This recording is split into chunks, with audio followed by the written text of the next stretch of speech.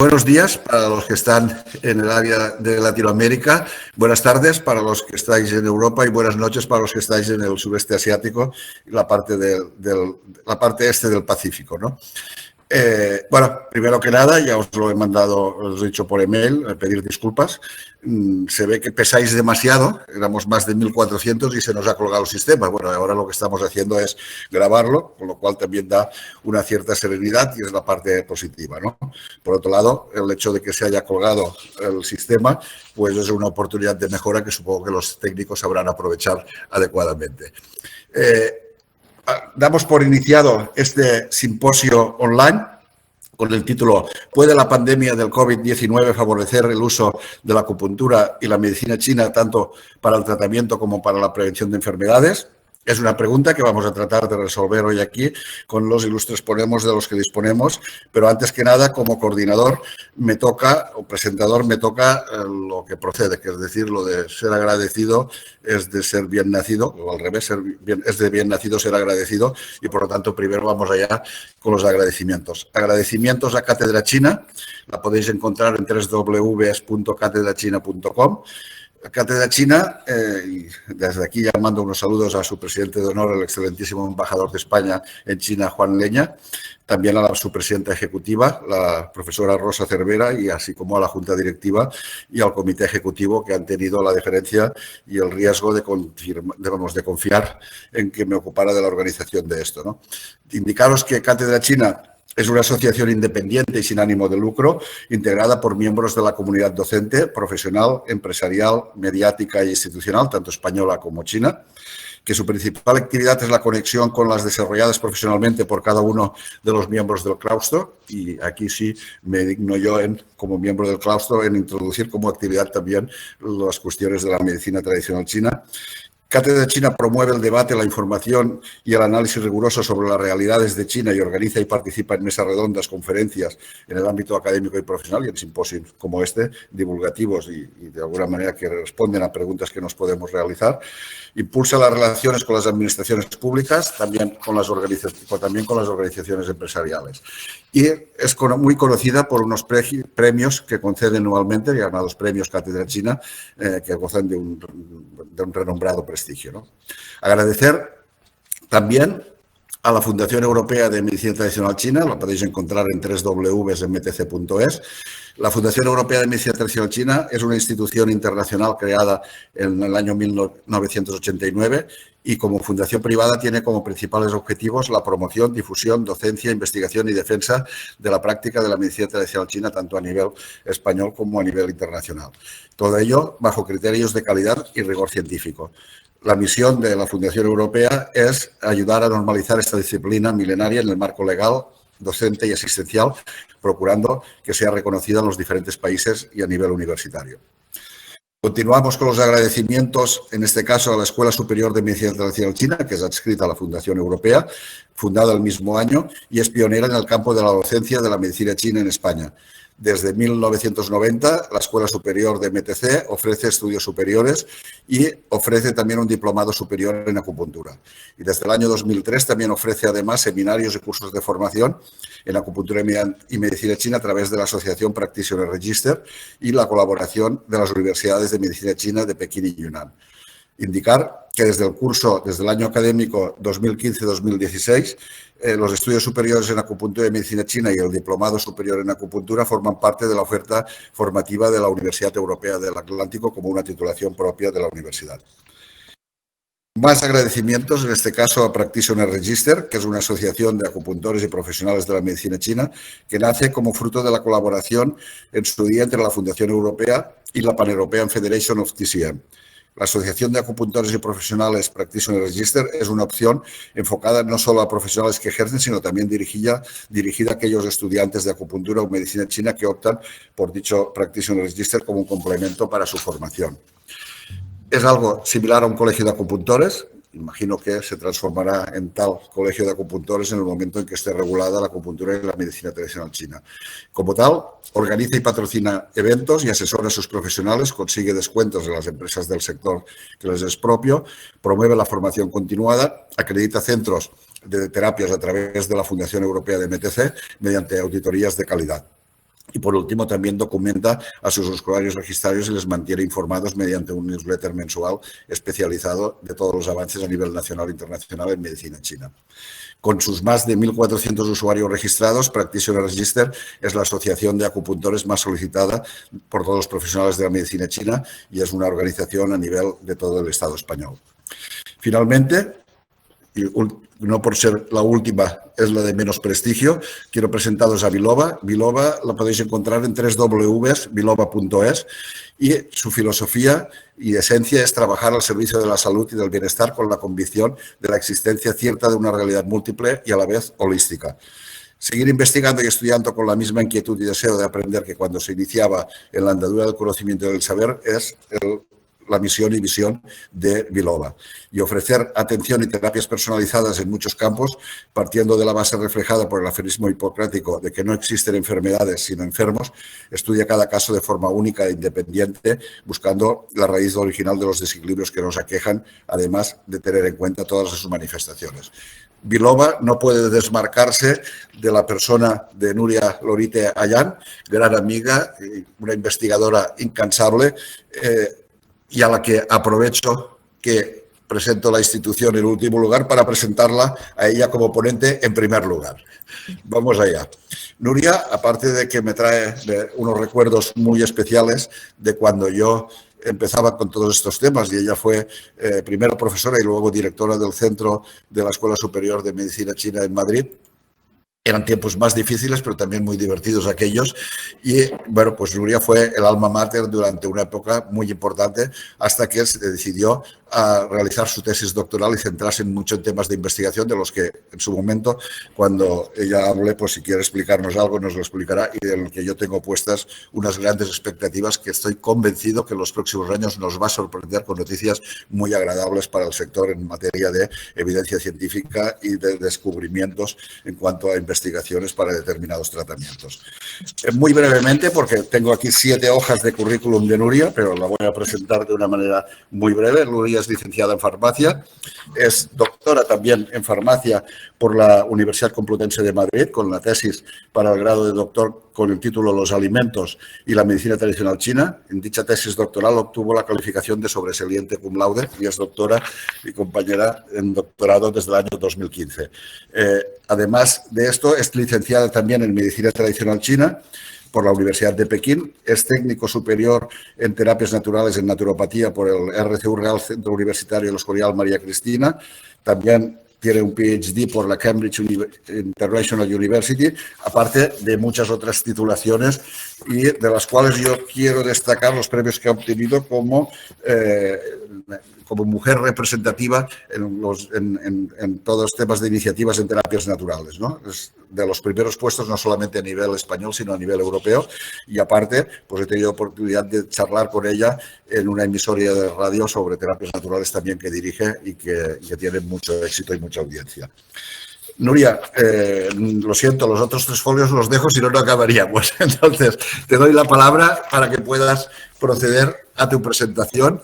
Te ha tocado ser la primera, puesto que, como me había puesto lo de Biloba en el último lugar, bueno, pues cambio el orden y a Nuria la pongo de primera. A ti sé que estas sorpresas no te preocupan ni te afectan. Todo tuyo el micrófono. Un abrazo. Bueno, en primer lugar, muchísimas gracias, Ramón María, muchísimas gracias a todos los compañeros. Gracias a Cátedra China por albergar este simposio y, como se ha dicho en la presentación, por la valentía, porque sobre todo en este país desde el que estamos emitiendo, en España, pues no son, digamos, las mejores circunstancias para la medicina tradicional china. Quiero aprovechar también para dar las gracias a todo el equipo de Biloba, que en estos tiempos tan complicados pues estamos todos trabajando pues como hacemos en general todos, como podemos ir intentando sacar las cosas de la mejor manera posible, y gracias a todo el equipo que ha montado toda la sala para que podamos tener este simposio. Me hace muy feliz además estar aquí en la sala pues con compañeros, con colegas, con antiguos alumnos que hoy en día pues son grandes profesionales y que estamos todos unidos por un fin común. La pregunta que se plantea en este simposio ciertamente es muy, muy acertada.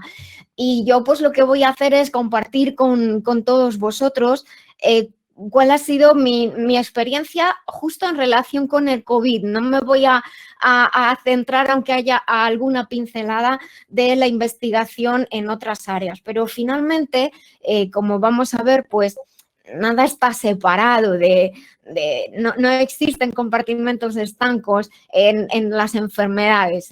Nombraba Ramón María, no existen enfermedades sino enfermos, eso es algo que tenemos muy claro todos los que trabajamos en medicina biológica, integrativa, integradora, como queráis llamarlo, pero de manera muy concreta en medicina china.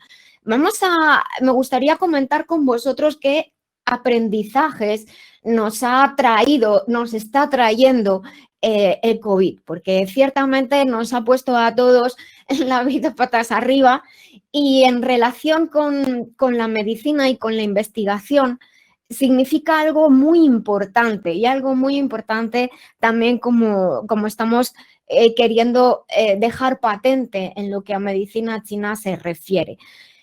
Creo que por primera vez en nuestra generación estamos enfrentándonos a algo tan importante. He de decir que en estos meses, semanas, no he perdido la cuenta del tiempo. Mucha gente joven me preguntaba, Nuria, ¿esto ha pasado alguna otra vez? ¿Esto tan grande que está pasando? Y como nos ha pasado, imagino todos los que estamos aquí en la sala, el móvil, el correo se llenaba de preguntas, ¿qué está pasando? ¿Qué podemos hacer? Es por esto que cuando saltó cuando saltó la alerta en China en enero y a la vista de todas las preguntas, dudas y el pánico en el que entrábamos todos, decidí reunir todas las preguntas que me estaban haciendo, añadir algunas preguntas más y de hecho se publicaron 2 artículos en un diario de Nueva York en el que tengo que agradecer a Cátedra China que los difundiera. Difundió estos artículos porque creo que estaban escritos de una manera muy sencilla para que todos pudiéramos comprender. Esa era la finalidad y no entrar en pánico, que es lo que desgraciadamente también desde algunos medios de comunicación estaban pretendiendo. Como consecuencia de que la situación evolucionaba y había muchas más cosas que contar, pues decidí escribir un libro electrónico. Está publicado, está de libre disposición, se ha publicado de manera gratuita, está en la web biloba.es, en el blog, ahí podéis entrar y descargarlo si queréis. Y ahí obviamente se habla de medicina china. Para mí, decía antes que no se pueden hacer compartimentos estancos en cuanto a enfermedades, creo que tampoco en cuanto a maneras de pensar. ¿Qué ha ocurrido con COVID? ¿Qué ha significado este nuevo coronavirus? Bueno, lo primero, que tenemos un enemigo nuevo al que estamos aprendiendo a enfrentarnos desde todos los frentes. Esto creo que es muy importante, desde todos los frentes, desde la ciencia, todas las áreas de la ciencia, de hecho, porque no solamente es la medicina, si os habéis dado cuenta, pues otras áreas de la ciencia como la química, la biotecnología, han puesto todo de su parte para desarrollar nuevos test y desarrollar nuevos materiales, desarrollar nueva tecnología. Pero también desde la educación. Desde la educación no cabe ninguna duda de que la educación se ha visto afectada en todos los niveles, desde el colegio infantil, el colegio, en los institutos, la educación secundaria y la educación universitaria y de posgrado. Todos los niveles de educación. Me gustaría simplemente mencionar que no en todos los países la situación ha sido igual ni es igual, y en muchos países, estamos aquí personas de muchos países, la situación que ha generado COVID en cuanto a la educación es realmente peligrosa. Quisiera decir esta palabra, pero ahora la suavizo. En el sentido de que hay que tener cuidado, no dejar a los niños y a las niñas sin educación durante mucho tiempo. Y esto es algo que COVID ha venido también a enseñarnos, que estamos todos conectados y que podemos trabajar juntos. Desde luego que ya después de todo este tiempo hemos aprendido, la mayoría, de que nuestra vida ha cambiado. Hay unas medidas de protección que hemos de usar, hay unas medidas de contención que hemos sufrido y seguimos sufriendo, algunos en algunas ciudades, y unas medidas de comportamiento a las que a unos nos cuesta más y a otros nos cuesta menos adoptar. Pero lo que está claro es que COVID ha venido, como decía, para cambiar las reglas de comportamiento, para cambiar cómo nos relacionamos, y también ha venido a estimular y provocar que haya más medios de investigación puestos en marcha. Como en cualquier circunstancia, cuando hay una situación, una amenaza nueva, lo que hacemos desde cualquier disciplina de la ciencia, y aquí está desde luego la medicina china, lo que hacemos es observar qué es lo que ocurre, analizar en la medida de lo posible con todos los datos que vamos teniendo. Y es muy importante que con esta situación de COVID, del nuevo coronavirus, lo que ha pasado es que no teníamos, aunque lo parezca, no teníamos formación previa, la formación o la información que teníamos previa del SARS y del MERS, porque eran coronavirus, realmente no coincidían a la vista de lo que estaba ocurriendo con este nuevo coronavirus. Por lo tanto, teníamos que replantearnos todo. Partíamos de unos datos que pensábamos que aparentemente nos podían ayudar, y algunos nos han ayudado, pero otros no nos han servido en esa valoración. Y actuar y ser capaces de tener esa valentía, porque creo que es valentía y humildad, para rehacer todo de nuevo. A lo mejor nos hemos confundido en algún paso, a lo mejor hemos dado por hecho alguna evolución de la enfermedad que luego no ha ocurrido o se nos ha despistado algo. Por lo tanto, estar continuamente trabajando en estas fases de observación, análisis, valoración y actuación. Decía Hipócrates que a grandes males, grandes remedios, y eso es lo que está ocurriendo ahora, que es un mal muy grande que nos está afectando a todos los planos de la sociedad, y el remedio tiene que ser grande, tan grande como vamos a desarrollar ahora a continuación. Que la investigación y el desarrollo se han promovido en todos los frentes está claro, pero también es importante la innovación.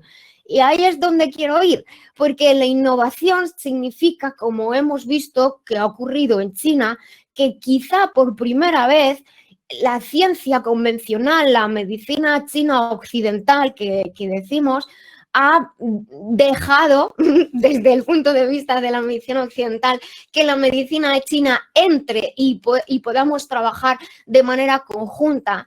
Y la medicina china entiendo que nunca ha tenido este problema. Nunca ha tenido problema para trabajar con la medicina occidental.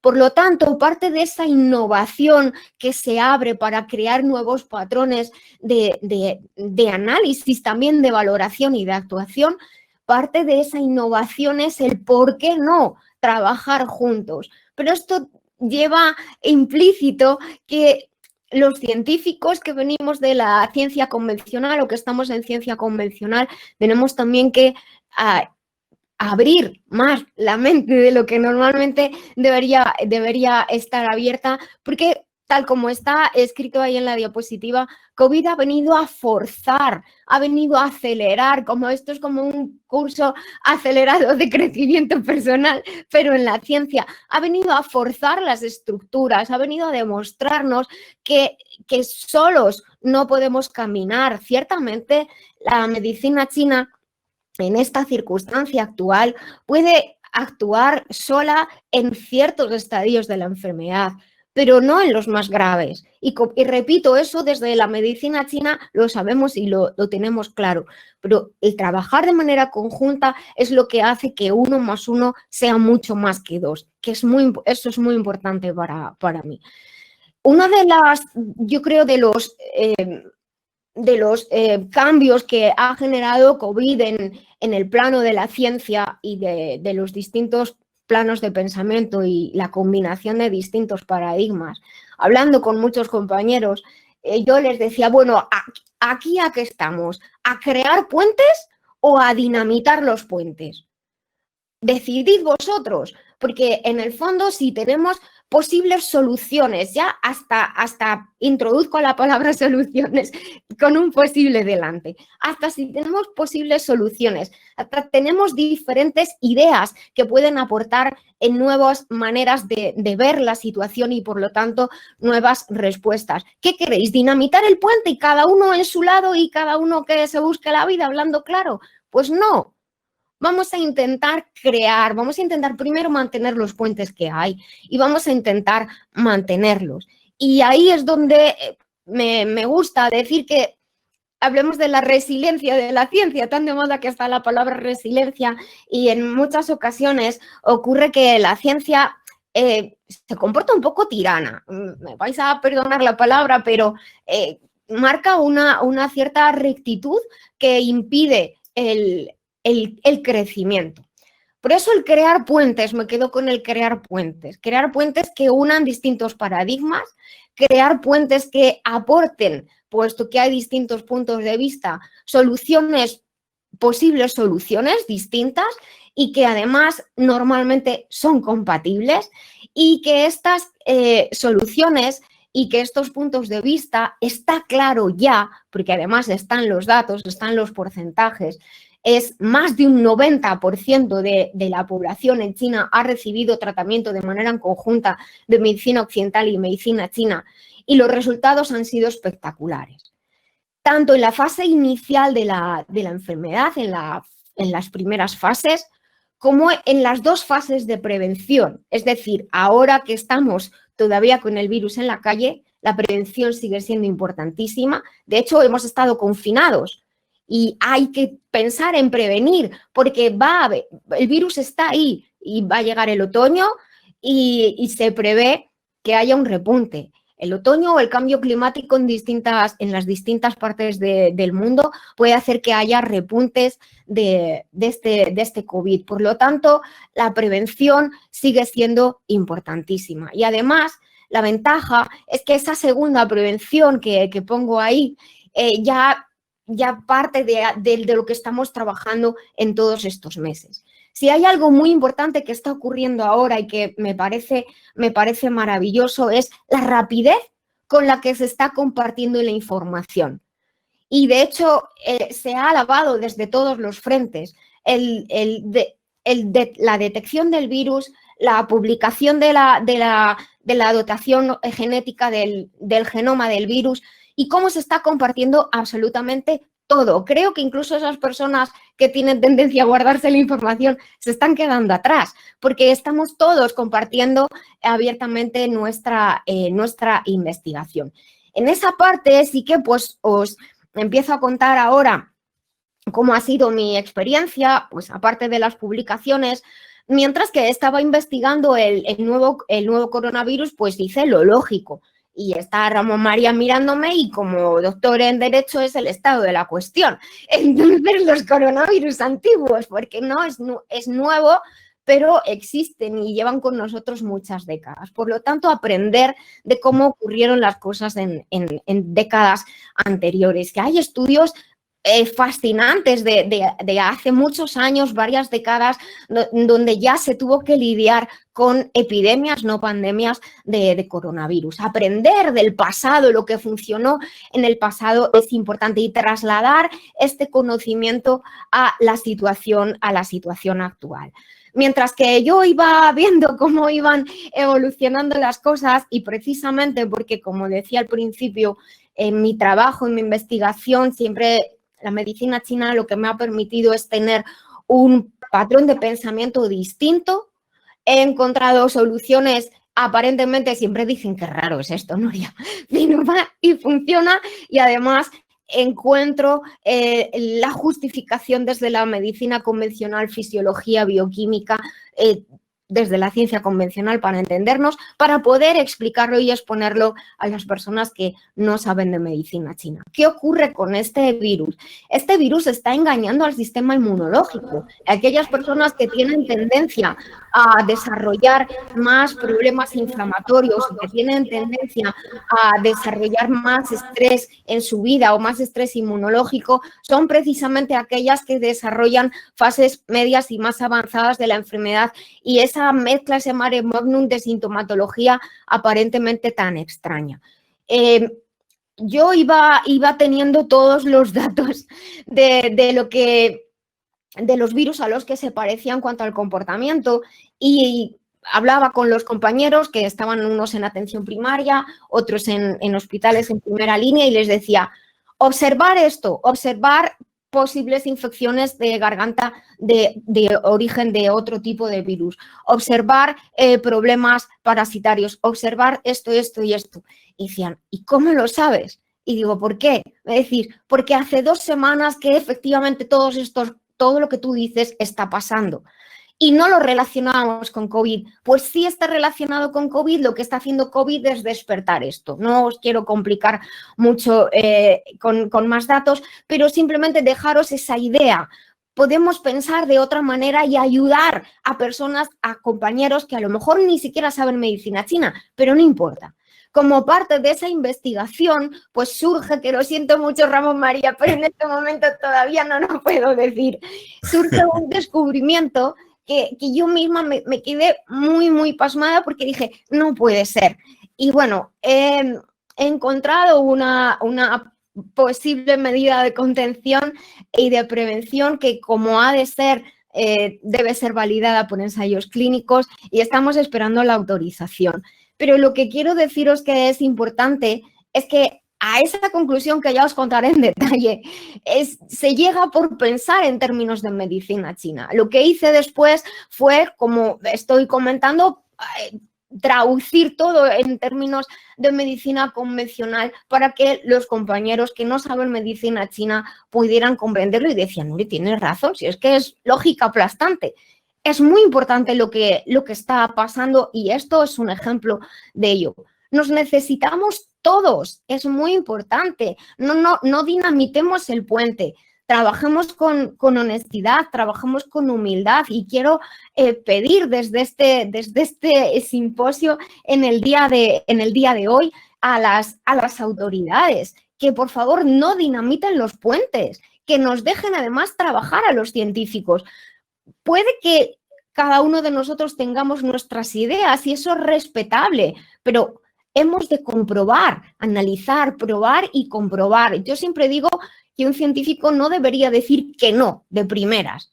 Prueba y mira a ver qué pasa. Y luego a lo mejor no te gusta, simplemente, da igual, pero por lo menos prueba y comprueba. Y además que trabajemos juntos todos, la comunidad científica, los profesionales que están a pie de camilla, a pie de consulta, y las autoridades. Todos de manera unida. Hemos pasado muchos años, y los que están aquí en la sala conmigo lo saben, muchos años luchando. Yo ya siempre digo desde que era pequeña, porque llevamos mucho tiempo luchando precisamente por el que se produzca una regulación que redundará en beneficio de todos.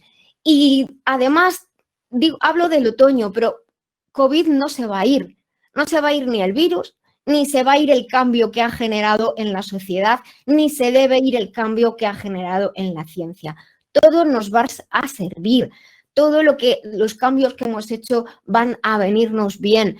También en el plano de educación es muy importante, hemos aprendido mucho, había muchos maestros que no sabían dar una clase online, ni descargar un PDF, ni corregir un PDF, pues ya han aprendido. Es muy importante, y también saber que no todas las personas tienen todos los recursos. Por eso, de nuevo, a las autoridades de todos los países, facilitar el acceso a la educación y a las tecnologías. Y también me gustaría decir que es muy importante, que se está dejando de lado a los profesionales de la salud que han estado y siguen trabajando en primera línea. Hay que cuidarles porque el estrés, el miedo brutal que han vivido y que siguen viviendo es tan intenso. En otros países se considera el síndrome de estrés postraumático. Nosotros no, en España, quiero decir.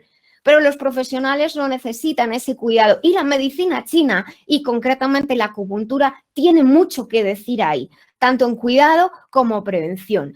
invirtamos en educación, invirtamos en investigación, que al final es lo que hará que los países y las sociedades salgan adelante. Sabemos que existe el plan estratégico de la OMS y, de nuevo, pues es muy curioso cómo, hago un paréntesis aquí, ciertas autoridades cumplen a rajatabla lo que dice la OMS en algunos aspectos, en otros no.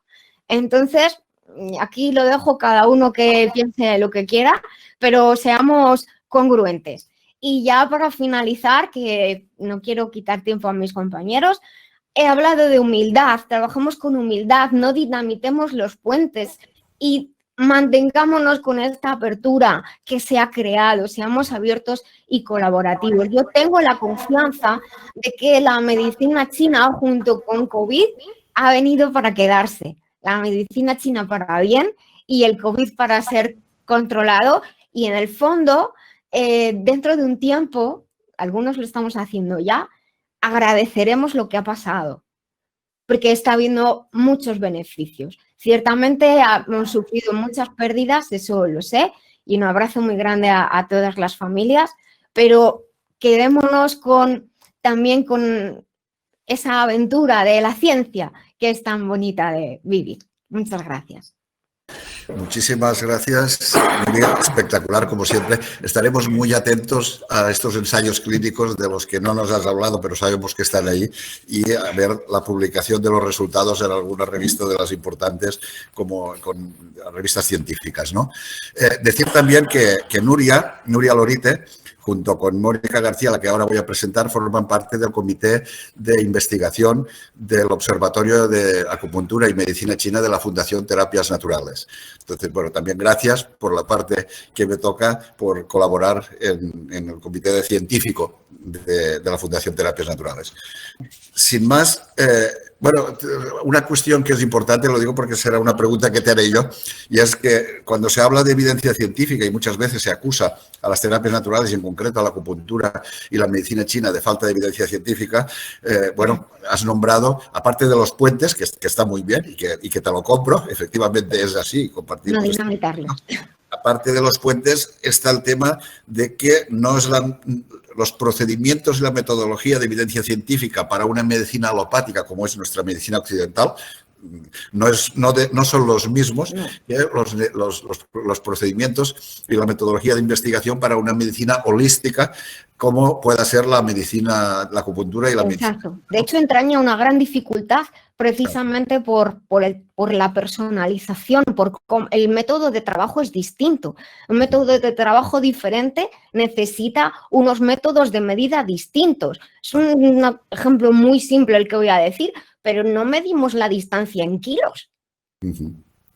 Efectivamente. Entonces, hacen falta, pero en cualquier caso, la evidencia existe. La evidencia es algo que se puede comprobar, no necesariamente medir.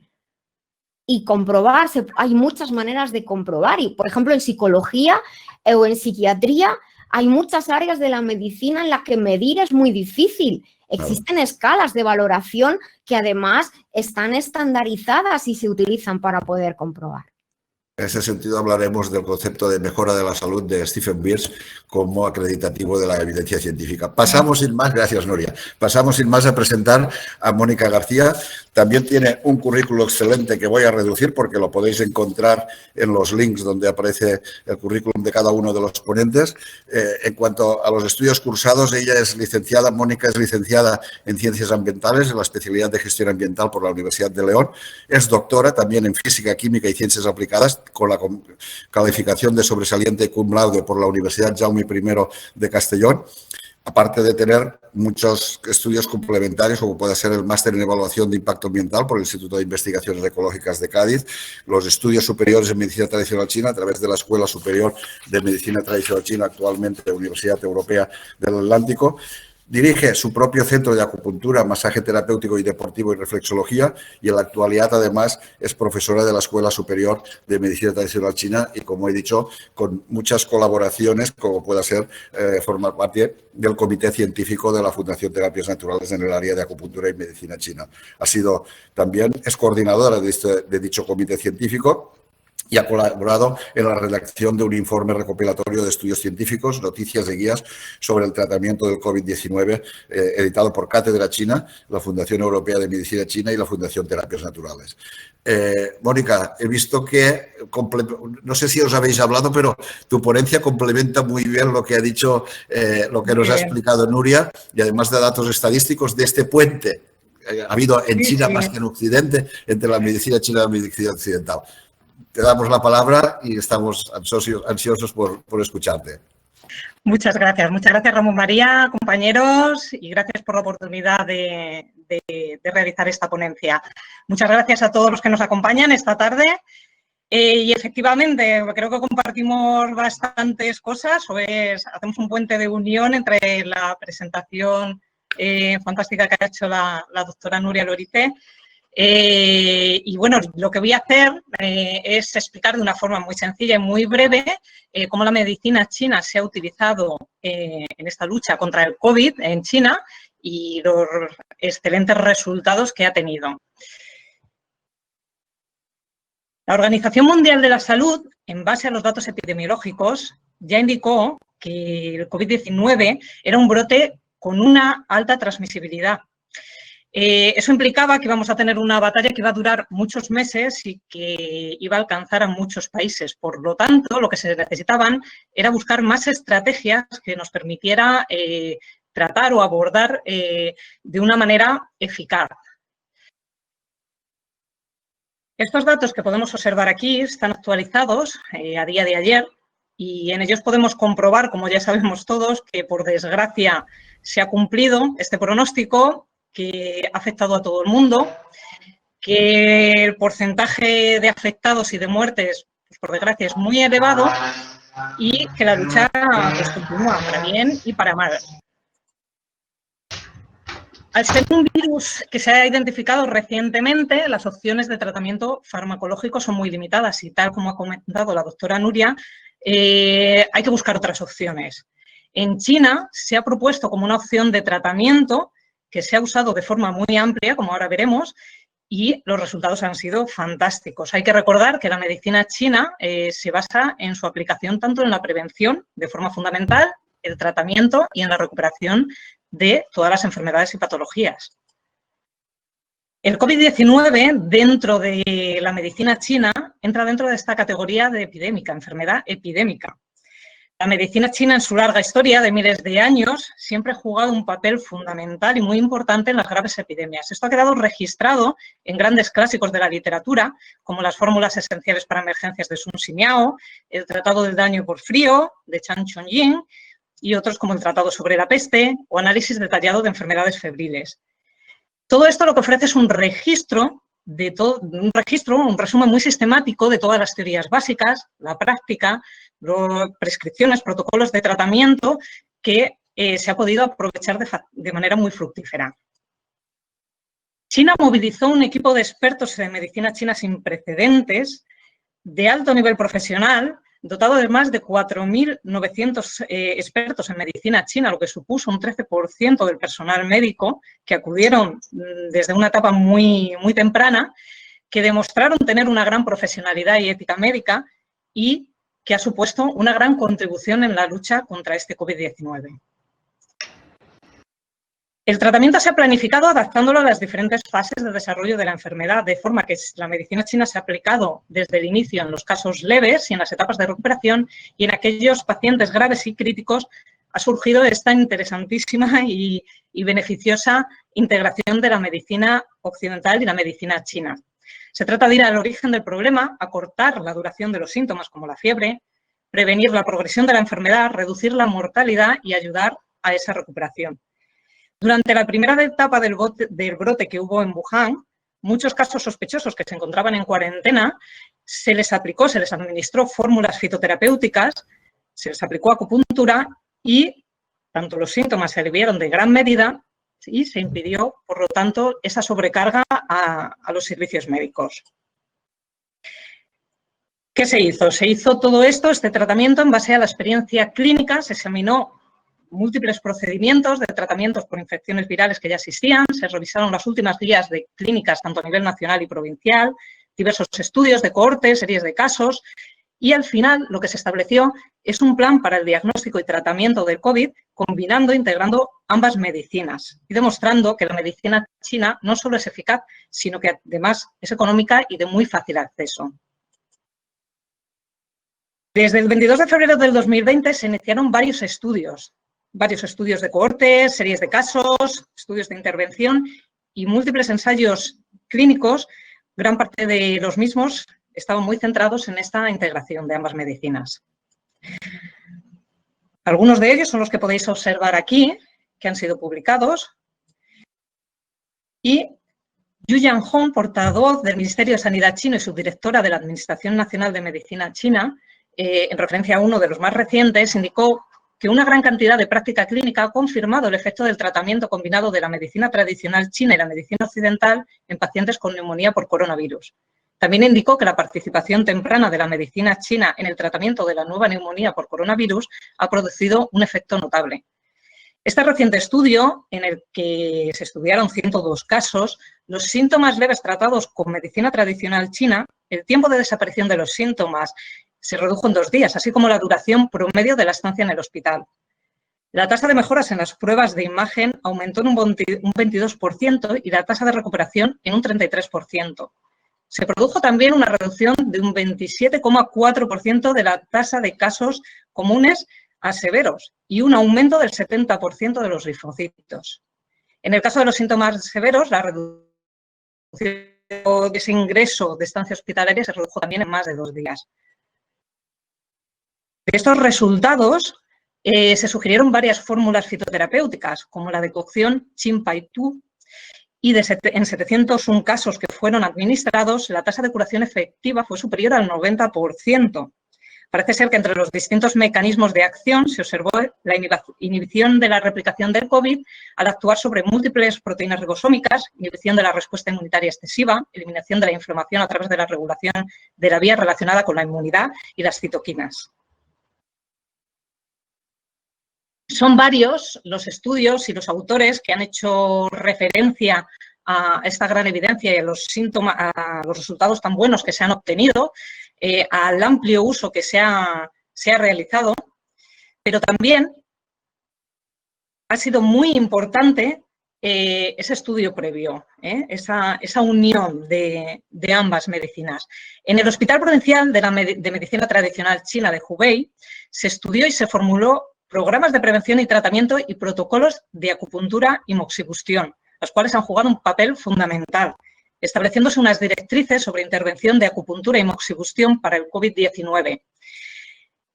Algo que llama bastante es de bastante relevancia es que la selección de puntos de acupuntura se ha basado en la evidencia tanto de textos antiguos como estudios realizados de forma reciente. Entonces hay que recalcar, ¿no?, esos puentes que comentaba antes la doctora Nuria de unir también lo antiguo y lo nuevo. La medicina china es una medicina increíble que conserva todos los textos antiguos, todas esas recomendaciones, pero que sabe incorporar todas las innovaciones a nivel científico y todos los descubrimientos que hay.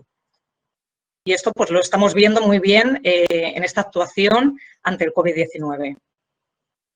Varias guías se han publicado, tanto a nivel de la República China, en Estados Unidos o en España, y varias han sido las noticias con muy buenos resultados de esta integración de la medicina china y la medicina occidental, siendo muchos los expertos chinos que han recalcado y han señalado de forma muy contundente sus beneficios. De nuevo, Yu Yanhong indicó también que el método puede mejorar rápidamente la condición de los pacientes con síntomas leves como fiebre, tos, dolor de garganta, debilidad y falta de apetito, y que puede ayudar a reducir la duración de la estancia en el hospital. Si nos fijamos, algunas de estas noticias hacen referencia también a un aspecto muy importante y es hasta dónde ha sido capaz de llegar la medicina china en este tratamiento frente al COVID-19. Ha llegado a Nueva York, a Singapur, a Laos o incluso a Argelia. Por lo tanto, se están creando esos puentes, estamos llegando y se está ampliando de forma muy favorable esta visión de la medicina china. El 10 de febrero, el gobierno chino decretó que los pacientes que estaban infectados por coronavirus debían ser tratados tanto con medicina occidental como con medicina china. Esto se aplicó tanto en la zona más afectada, en Wuhan y en la provincia de Hubei, como en el resto de zonas de China. Ya desde mismo finales de febrero y marzo se empezó a apreciar una disminución tanto en las infecciones como en las muertes. La labor de tratamiento, el tratamiento y de prevención se hizo en función de las distintas fases de la enfermedad. Desde la fase de prevención, los objetivos eran fortalecer ese sistema inmune. Los pacientes que ya tenían una gravedad media se evitaba que la enfermedad evolucionara a una fase más grave, más crítica. Se trataba de reducir su sintomatología y de fortalecer ese sistema inmunológico y su capacidad de respuesta. Los pacientes críticos en fase ya de neumonía se trataba directamente de los síntomas más graves. Y en la fase de recuperación se trataba de disminuir el máximo posible ese tiempo de recuperación y evitar que fueran un nuevo foco de transmisión. Para ello se combinaron las distintas técnicas: fitoterapia, acupuntura, tai chi, qigong. Si nos fijamos en estas gráficas, son las cifras oficiales que mostraban que el 91,6% de los pacientes en la provincia de Hubei, el 89,1% en Wuhan y en general en todo el territorio de China, el 92,4% de los pacientes habían recibido un tratamiento de medicina tradicional china, siendo la eficacia total superior al 90%, lo cual es un dato muy, muy, muy bueno. Xiangbo Li, que es miembro del equipo nacional de expertos de la Academia China de Ingeniería, resaltó que los resultados de la integración de la medicina tradicional china y la medicina occidental han sido buenos y el porcentaje en la reducción de los casos graves se ha reducido significativamente. Una aplicación temprana de esta medicina tradicional china puede jugar un papel clave. Como conclusión, se ha observado que este tratamiento temprano del COVID con la medicina china es una forma importante de mejorar la tasa de curación, de acortar el curso de la enfermedad, de retrasar su progresión y reducir la tasa de mortalidad. Además, la medicina tradicional china funciona no solo inhibiendo el virus, sino que además bloquea la infección, regula la respuesta inmune, reduce la inflamación y promueve la reparación de tejidos. Como bien se ha dicho y se ha comentado, la experiencia acumulada previamente con otras infecciones como el SARS nos ha dado una información muy relevante y también toda la investigación que se ha realizado en los últimos años y en la actualidad. Un ejemplo es la doctora Tu Youyou, científica de la Academia China de Ciencias Médicas Chinas, que consiguió extraer y aislar la artemisina, lo cual tuvo un beneficio increíble en la actuación contra la malaria. Ella se basó en el clásico antiguo de manual de bolsillo de prescripciones de emergencia y le valió el Premio Nobel de Medicina en el 2015.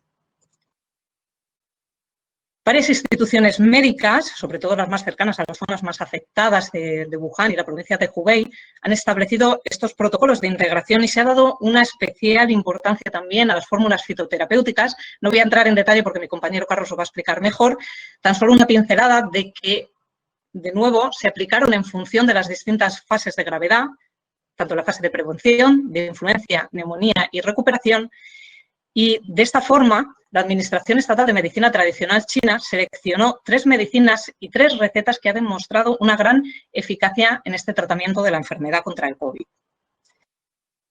Para finalizar, en China se han promovido avances en ciencia y tecnología médica, incluyendo varias ediciones del Plan Nacional de Diagnóstico y Tratamiento para el COVID-19, varios medicamentos patentados chinos y compuestos a base de hierbas en función de su efectividad clínica.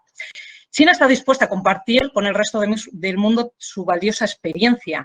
El director general de la OMS ha subrayado también esta valiosa experiencia y ha instado al resto de países que la aprovechen. Son varios los países, de hecho, que se han interesado muchísimo, como puede ser Japón, Tailandia, Suiza y China. Ha enviado expertos médicos, material y prescripciones a varios de estos países, como Italia, Irán, Irak, Japón.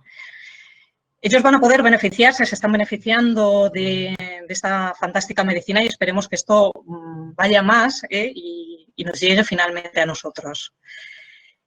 Hasta aquí la presentación. Muchas gracias, espero que haya sido útil. Muchas gracias a ti, Mónica.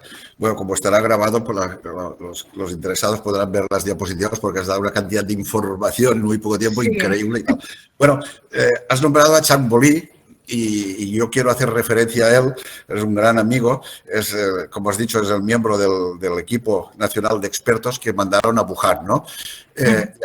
Y ahí se demuestra, os voy a explicar una anécdota que demuestra que es muy cierto lo que ha dicho Nuria antes de los puentes, que aquí los tenemos que decidir si los mantenemos, los ampliamos o los destruimos, pero en China este problema no existe. Y el ejemplo es el siguiente. Chamboli, cuando tuvo que ir como el jefe del National Expert Team de China a Wuhan, al centro de la pandemia, tuvo un problema de salud y tuvieron que intervenirlo quirúrgicamente.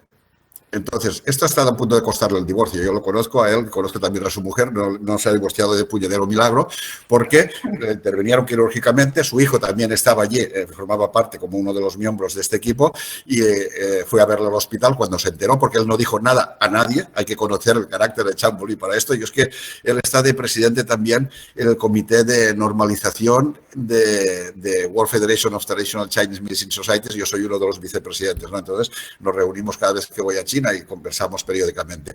Entonces, él es muy austero en esto, no dijo nada a nadie, ni a su hijo que estaba allí. Su hijo se enteró por otros médicos y fue a verle. Y lo único que le dijo es, ni se te ocurra decirle nada a tu madre, porque lo querían regresar a Pekín, bueno, a Pekín no, a Tianjin. Él es de Tianjin, es presidente también de la Universidad de Medicina de Tianjin. Dice que me van a mandar para casa y tu madre me va a reclamar y vamos a tener un problema. Con lo cual, de momento no tuvo problema, se curó, continuó al frente, porque estuvo varios meses allí, pero cuando regresó a Tianjin, pues su mujer no se había divorciado porque estaba esperándole para explicarle la vida, y finalmente pues no, pues lo comprendió la mujer y no ha salido divorciado del envite, ¿no? Entonces, pero me ha gustado que te refieras a él, y lo decía en el sentido de que efectivamente, fíjate, un experto, porque Chamboli fue además, es el expresidente de la Academia de Ciencias Médicas de China, aparte de estar en estos momentos en la Academia de Ciencias de Ingeniería, como tú has nombrado, ¿no? Y presidente de la Universidad de Medicina China de Pekín, y no tuvo ningún inconveniente en someterse a una operación quirúrgica, porque era lo que convenía en aquel momento.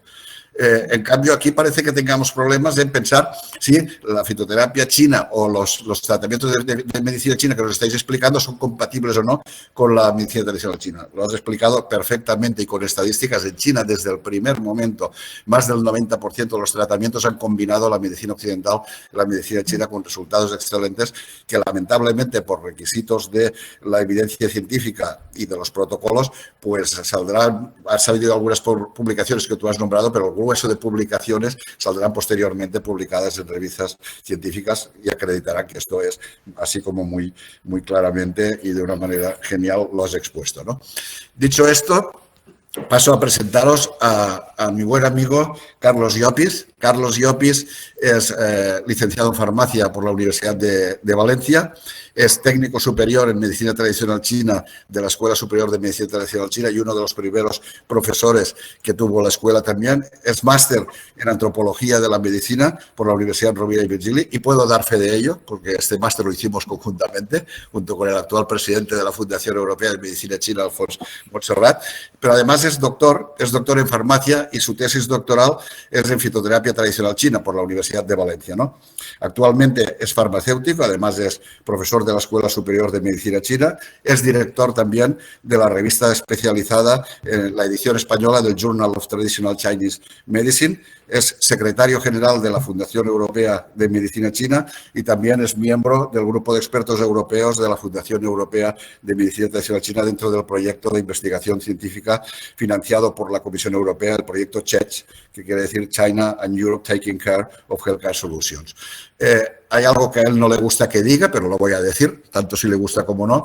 Yo digo que Carlos, junto con Binsky y con Eric Marie, es uno de los 3 occidentales especializados y que además han hecho una publicación importante y potente en materia de fitoterapia china, ¿no? Entonces ya lo dejo ahí y paso a darle la palabra. Supongo que ya me lo recriminará cuando nos veamos personalmente. Carlos, el micrófono es todo. Buenos días, buenas tardes, buenas noches.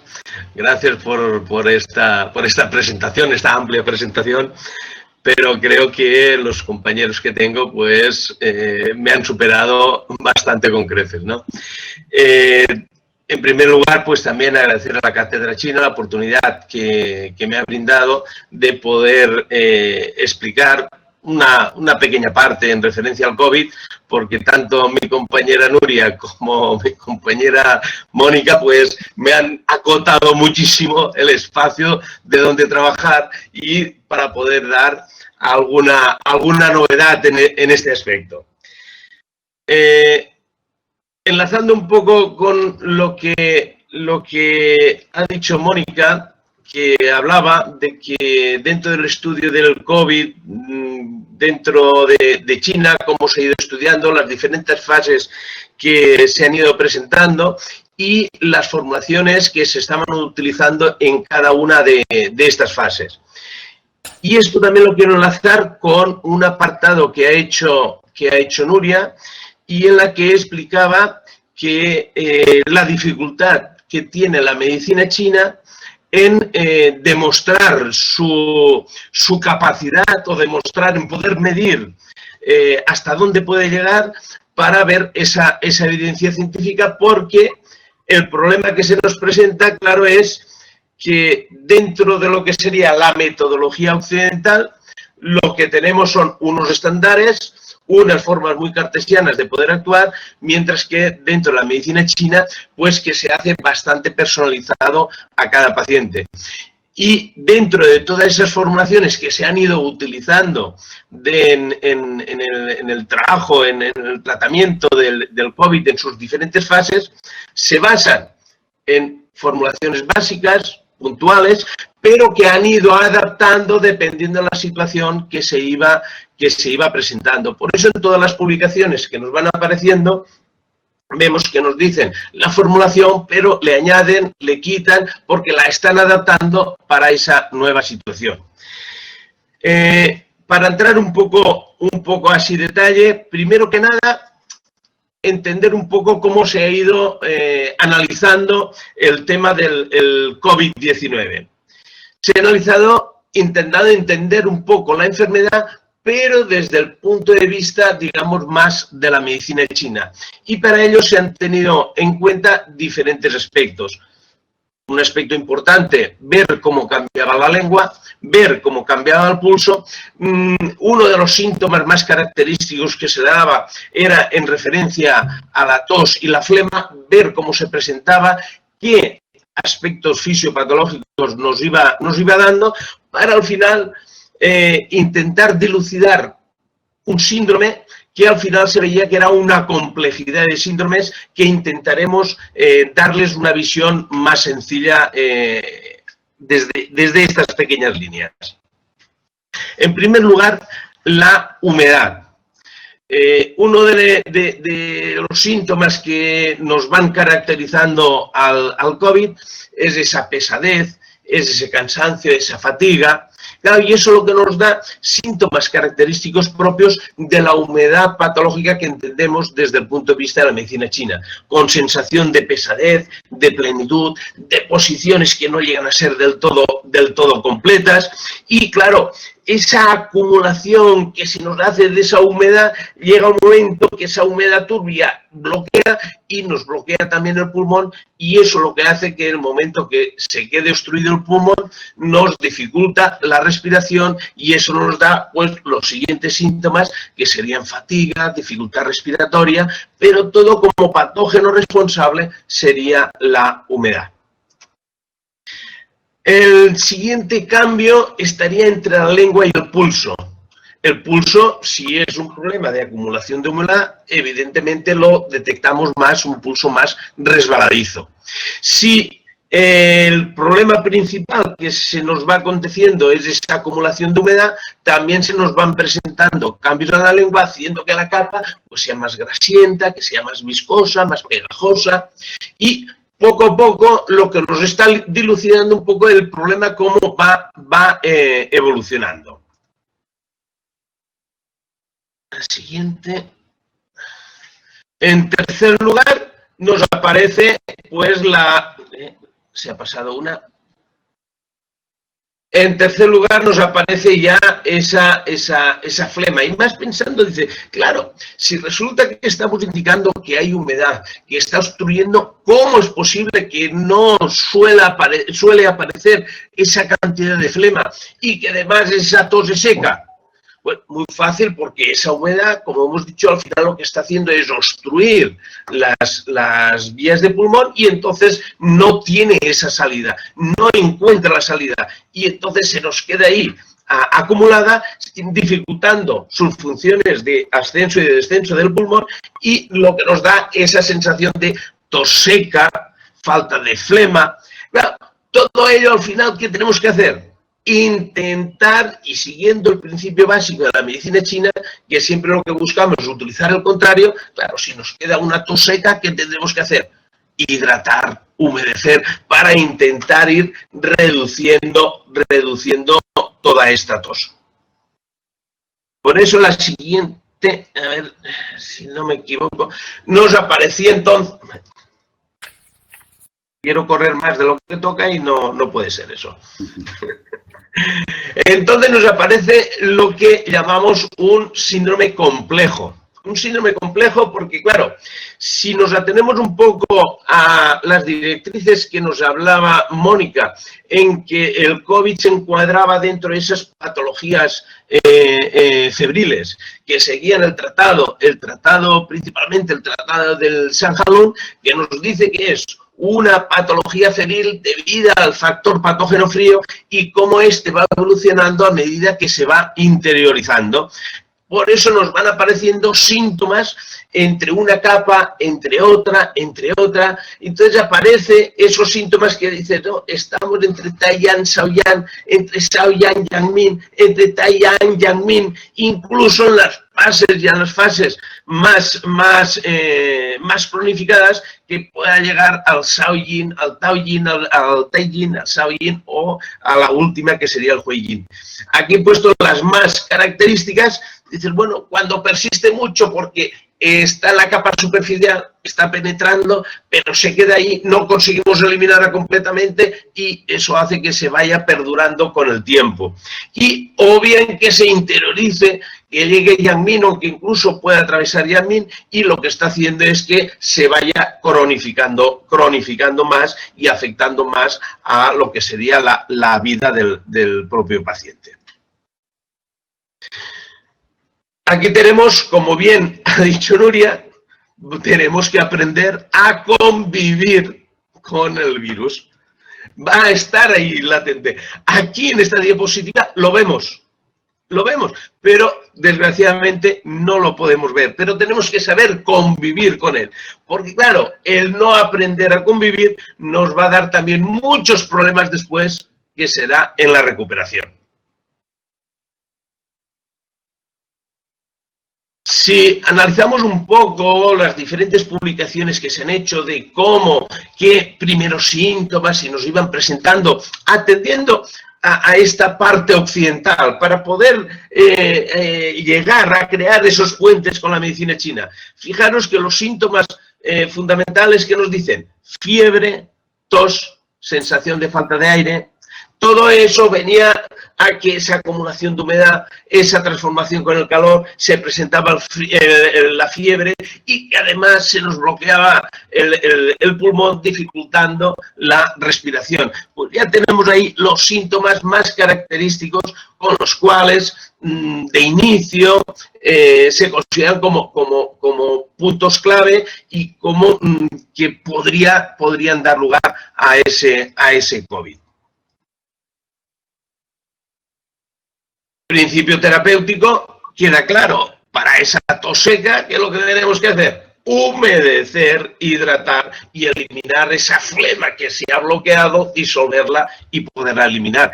Claro, eso cuando llegamos a esa dificultad respiratoria. Si nos encontramos en una fase más previa, pues eliminar de esa agresión que se nos está produciendo, que no penetre más y eliminarlo.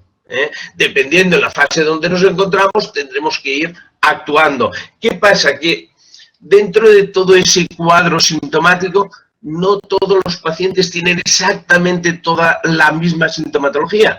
Y se ha visto que ahora nos decían de que ahora aparece un síntoma nuevo, ahora aparece otro síntoma. Y eso es lo que hace que tiene en cuenta la medicina china, no lo tiene como un aspecto diferenciador, pero sí que lo tiene como un elemento a tener en cuenta en el momento de elaborar, sea esa prescripción fitoterápica, sea esa prescripción acupuntural, buscando completar al máximo para cada uno de los pacientes. Y esa también es una ventaja que la acupuntura respecto a la fitoterapia lo puede hacer en cualquier momento, mientras que con la fitoterapia pues resulta un poco más complicado. De ahí la importancia que tiene combinar diferentes técnicas, pero sin obviar para nada todo lo que es nuestro conocimiento desde el punto de vista occidental. Por eso esos puentes los que tenemos que tener siempre, siempre reforzados para que nadie los pueda destruir. Entonces, no solamente los tenemos que mantener, sino que los tenemos que además que reforzar, porque creo que el futuro está ahí, en conseguir que esos puentes estén perfectamente reforzados. Haciendo un poco de recapitulación, porque nos hablaba del Sanjalón, de ese síndrome más complejo, para que veáis un poco, partimos, aquí la diapositiva se ha trastocado un poco, están las flechas unas al revés y otras al derecho, pero bueno, lo que viene a decirnos es que el factor patógeno externo, que en este caso podría ser el propio virus, lo que hace es agredir al organismo y se va interiorizando. Dependiendo al nivel de interiorización que llegue, nos daría una capa o nos daría otra. Pero claro, cuando se encuentra en una capa, da un cuadro sintomático, cuando se interioriza va cambiando. Por eso es muy diferente cuando estamos en la capa Yang Ming que cuando estamos en la capa más externa. En la capa más externa serán los síntomas más parecidos a lo que es un resfriado, mientras que si nos encontramos en esa capa más interna, que todo se ha transformado en calor, nos va a dar más síntomas, más característicos a una gripe que realmente lo que sería un resfriado. Porque la gripe, una de las características diferenciales que tiene es la fiebre y fiebre alta. Eso sí, continuamos con las interiorizaciones continuas, llegaríamos ya a las capas más internas que nos darían esa patología pues más cronificada y con muchos problemas de deficiencias ya. Sin entrar tanto en detalle, pero también enlazado tanto en la intervención de mis compañeras, se hablaban de diferentes fases, pero me ha gustado, porque venía con la convicción que llevaba yo, la intervención de Nuria, en que al final hacía mucho hincapié, ¿dónde? En la parte de prevención. Y hacía hincapié también en la parte después, que sería la de recuperación. Teniendo en cuenta que dentro de la recuperación nos vamos a encontrar con dos problemas añadidos. Uno que va a ser la recuperación del propio enfermo de COVID, y el otro sería la recuperación del organismo que no ha estado infectado, pero sí ha estado confinado. Que el propio miedo a que pueda coger la enfermedad le va a provocar también grandes problemas sobre todo psíquicos. Por eso quiero hacer un poco más de hincapié en estos dos aspectos. En primer lugar, el sistema defensivo. El sistema defensivo, al principio, algunas intervenciones, algunas preguntas que me hacían, y yo quería hacer y siempre iba indagando y potenciando, buscando la potenciación del sistema defensivo. Y desde los compañeros y compañeros farmacéuticos teníamos muchas discusiones en el sentido que me decían, no, porque no tiene nada que ver el sistema defensivo, no tiene nada que ver, porque es un virus y el virus no atiende razones y porque el virus, bueno, también nos encontramos con dos claros ejemplos. En primer lugar, ¿a quién nos afecta? Principalmente personas mayores. Personas mayores que a priori tenemos que pensar que el sistema defensivo lo pueden tener más debilitado que las personas adultas. Por lo tanto, ya tenemos un elemento común. Y si eso lo relacionamos con la medicina china, cualquier elemento, cualquier tipo de patógeno que venga del exterior, que quiera penetrar en el organismo, tiene que atravesar esa barrera defensiva. Se manifiesta una lucha entre lo que sería la parte inmunitaria y la parte tóxica, la vírica, y dentro de esa lucha, si gana la vírica, progresa la enfermedad. Si gana la defensiva, ya no tenemos nada. ¿Dónde nos encontramos? Por lo tanto, lo que tenemos que hacer es tener ese sistema defensivo. Cuanto más fuerte, mejor, para poder combatir. Es lo mismo que cuando viene la época, en octubre, que nos vienen las épocas de las grandes vacunaciones para la gripe, siempre se busca personas de riesgo. A ver, personas de riesgo, personas mayores, porque pueden tener el sistema inmunitario bajo. Personas de riesgo no porque tengan el sistema inmunitario bajo, sino porque se encuentran con agresiones excesivas de factor patógeno. Por lo tanto, si es tan grande, es más fácil que pueda agredir y que pueda darse la enfermedad. De ahí que continúo yo en mis 13 y que sea el sistema defensivo una parte importante para poder, no tanto el poder combatir la enfermedad, sino para evitar que el virus nos pueda agredir con la incidencia que lo está haciendo. Dentro de esa energía defensiva, pues dentro de la medicina china decimos que tiene la raíz de la parte inferior, se nutre de la parte media y por lo tanto después circula por todo lo que sería la parte superior. Para aquellos que conocen menos la medicina china, podríamos decir que, claro, dentro de la energía defensiva y la energía nutritiva, la energía interior, tiene que haber un buen equilibrio. Si hay un buen equilibrio, es lo que hace que nos podamos defender perfectamente. Y para poder entender estos dos tipos de energías que forman parte al final también del sistema defensivo, creo que es la siguiente, muy bien. Tenemos la energía que recibimos de nuestros padres y luego la energía, la capacidad, las defensas que vamos adquiriendo bien por los alimentos o bien a través de la respiración. Y todo ello juntito va a formar parte de ese sistema inmunitario.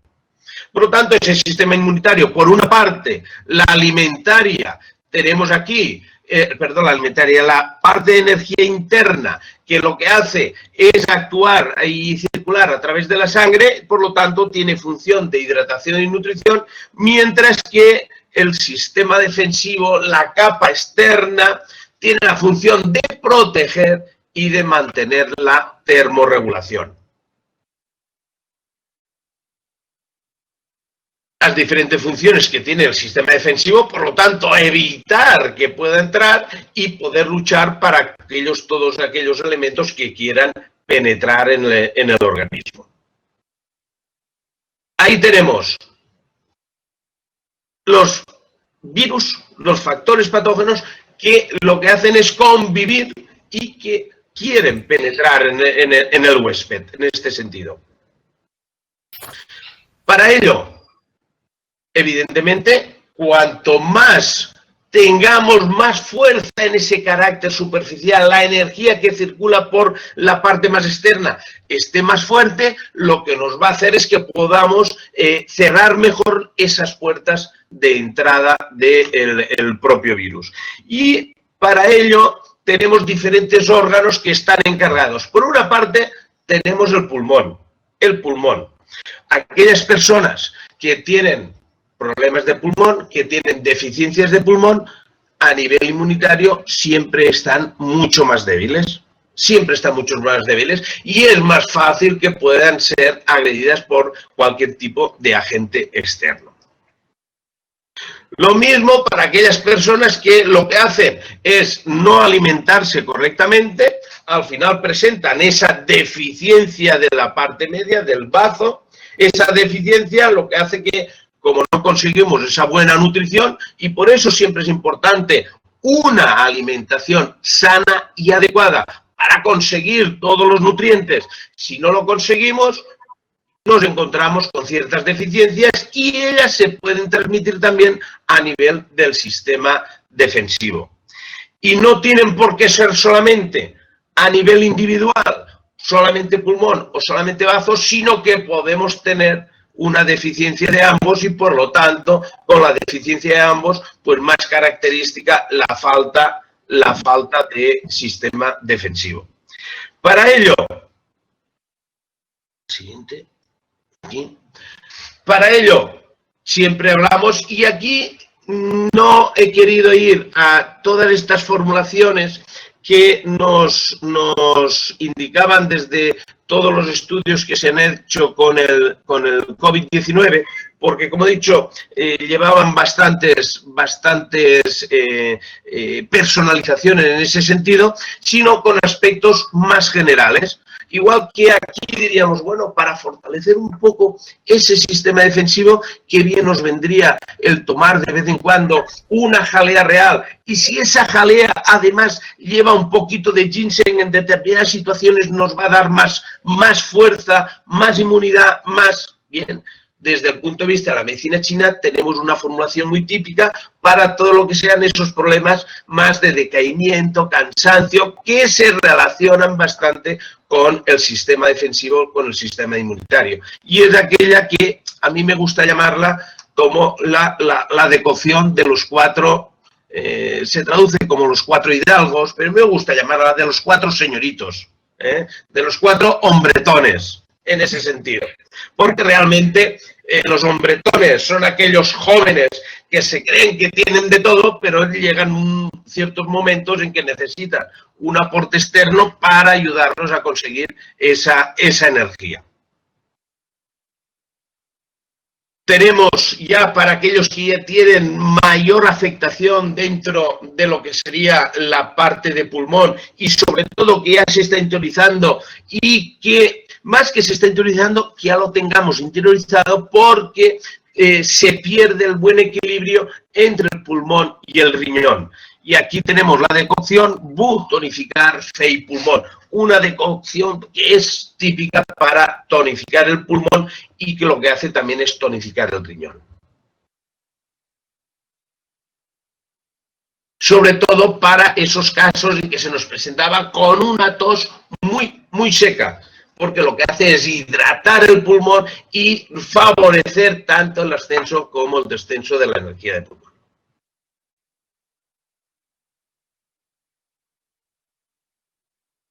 Otra más interesante si sale,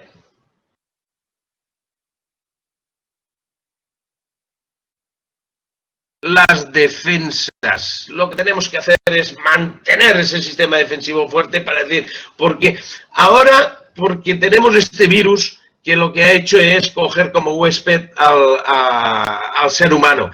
Pero hay muchos de microorganismos que hay en el ambiente. Lo que pasa es que no se han adaptado o no tienen como huésped al ser humano y por lo tanto pasan desapercibidos. En cambio lo que nos ha hecho es enseñarnos a vivir, o al menos lo que hará será enseñarnos a vivir de otra forma. Para eso también, y esta sí que es una formulación que sí se ha utilizado mucho dentro del tratamiento del COVID-19, sobre todo en esas primeras fases, tanto en la primera fase como en la segunda.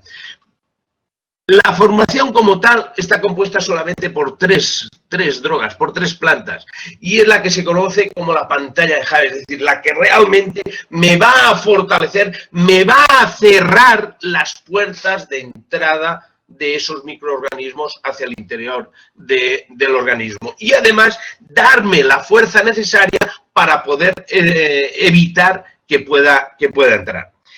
En el COVID-19 lo que se ha hecho es modificarla y en la modificación se ha buscado para que le dé una acción más detoxificante, una acción más eliminadora de toxinas, siendo la principal de ellas, la más característica, y es una planta que precisamente también se encuentra en Europa. En Europa se conoce como la madreselva, que es el Jinjinhua. Entonces, como más característica esta, porque tiene ese carácter detoxificante, eliminar toxinas, y cuando ese virus penetra, no deja de ser una toxina del organismo que lo que hay que hacer es combatirla y eliminarla, y ayuda a ir eliminando esta afección.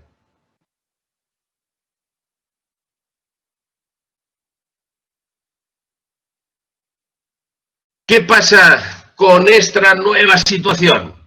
En primer lugar, esto es sacado de la información que iba sacando el Ministerio.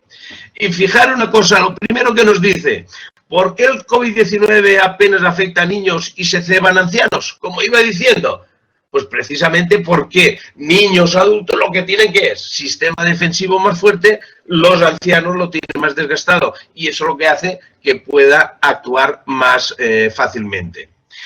También dicen, ¿qué será mejor, el verano o será mejor el invierno? Claro, si hablamos de que es una patología febril, lo primero que pensamos, bueno, una patología febril en verano con el calor, y si tengo fiebre aún tendré más fiebre, más sensación de calor. Pero claro, también se ha visto que la fiebre a temperaturas, el COVID a temperaturas altas también lo que hace es destruirse.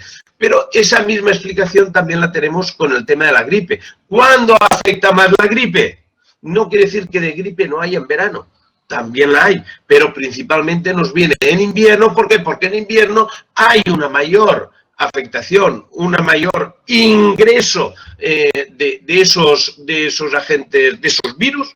Y claro, atendiendo al Sanjalún, que nos decía, una afectación de frío en la capa superficial que al penetrar se transforma en calor. Cuando llega a Yangbin es cuando tenemos todo ese fuego. Bueno, por eso en invierno se considera, otoño-invierno, se considera que puede haber ese repunte si no hemos conseguido mantenerlo bien acantonado.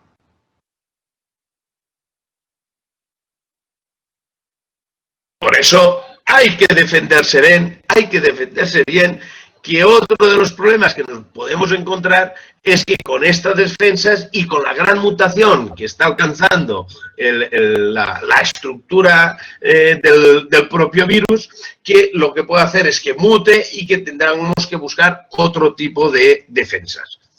Y después la otra complicación que nos da es sobre todo la gran capacidad que tiene de transmisión.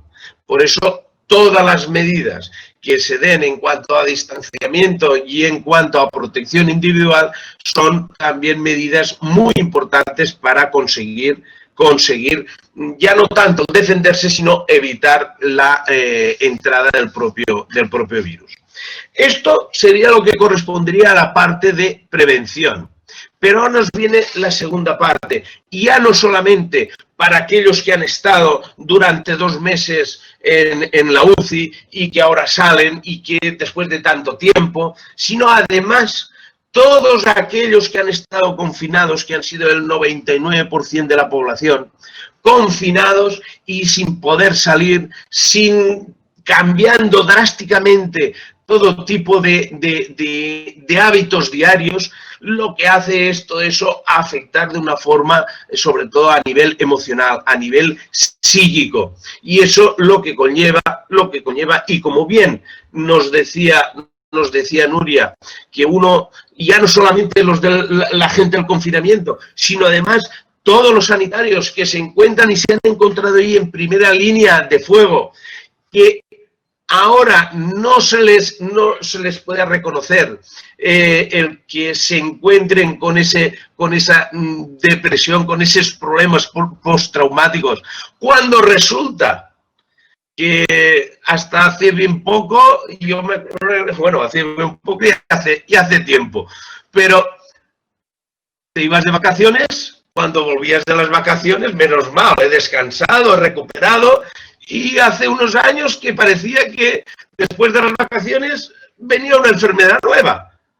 la depresión postvacacional. O sea que entendemos la depresión postvacacional y no podemos entender todos estos problemas que nos están dando en todo este sector sanitario. Muchas veces es incomprensible. Y ya no solamente que este tipo de problemas nos afecte solamente a un grupo de edad, sino que también puede afectar a edades también muy tempranas, tanto a niños como adultos como mayores. Ahora ya nos encontramos en esa fase, ahí falta una pequeña letra, la fase de la desescalada, y por lo tanto parece que ya veamos la luz al final del túnel. Pero claro, aunque veamos la luz al final del túnel, vienen con todos esos problemas que nos derivan tanto de los problemas de estrés, depresión, ansiedad. Y para eso también tiene una gran capacidad la medicina china de ayudar juntamente con lo que sería la medicina occidental, con la particularidad de que en medicina occidental trabajamos mucho con farmacoterapia, con psicótropos que tienen bastantes efectos secundarios, y todo lo que se pueda combinar, compatibilizar entre ellos, lo que va a hacer que el consumo de esos psicótropos se reduzca a la mayor cantidad posible. Ya no solamente porque hemos pasado la enfermedad, sino todos aquellos que no han pasado la enfermedad, el propio miedo a salir, el propio miedo a que cualquier cosa que han tocado, que resulta que les pueda afectar. Hay casos en que antes de salir de casa tienen que planteárselo bien, están preparándose para salir de casa horas y horas, y después cuando vuelven horas y horas para decir que no haya quedado nada por si acaso. Entonces, para reducir todo este tipo de cuadros sintomáticos que vienen debidos principalmente al miedo que me van a provocar estrés, me van a provocar ansiedad, me van a provocar, pues, y sobre todo la incertidumbre. ¿Me he quitado el guante bien? Después de quitarme el guante, lo he puesto y me ha tocado el pantalón. ¡Ay, no me he quitado el pantalón! ¡Ay! Y en las manos. Y una de las cosas que me he encontrado, mucha gente, problemas con dermatitis en las manos por el excesivo lavado con alcohol las manos. Se elimina toda la barrera de defensa y por lo tanto lo que hace al final es afectar a la propia sistema cutáneo. Creo que ya no me quedan muchas más. Bueno, esto es un poco pues la fisiopatología que sigue el proceso depresivo, para poder ver un poco los diferentes síndromes que nos podríamos encontrar, y por lo tanto a cada uno de los síndromes podríamos utilizar una formulación, una combinación de puntos concreta, pero voy a hacerlo un poco más generalizado y buscar aquellas formulaciones más típicas, más concretas, más indicadas para este problema de depresión o de ansiedad, de ese miedo que se coge por todo lo que hemos tocado y todo lo que estamos viviendo. Una de ellas es, además el nombre que tiene también es muy sugestivo: polvo tranquilizante. Se le llama polvo de la tranquilidad.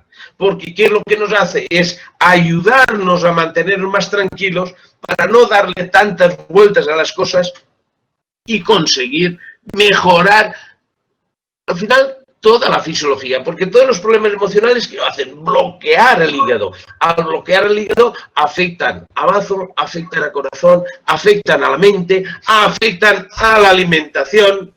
Y entonces lo que intenta es regular un poco todo. Es una formulación básica para los temas de depresión. Y a partir de ahí podremos añadir lo que necesitemos dependiendo del paciente, el cuadro sintomático que nos lleve. Claro que nos podemos encontrar que además de esa depresión se haya se haya traducido con muchos problemas de ansiedad. Entonces, la ansiedad lo que me indica es que hay mucho fuego. Por lo tanto, una de las modificaciones más claras que se le hace a esta formulación es añadirle algo para que me quite el fuego, y entonces es otra formulación que tiene otro nombre, pero que es la misma modificada. Y con ello lo que estoy consiguiendo es poder tratar la ansiedad y poder tratar la depresión.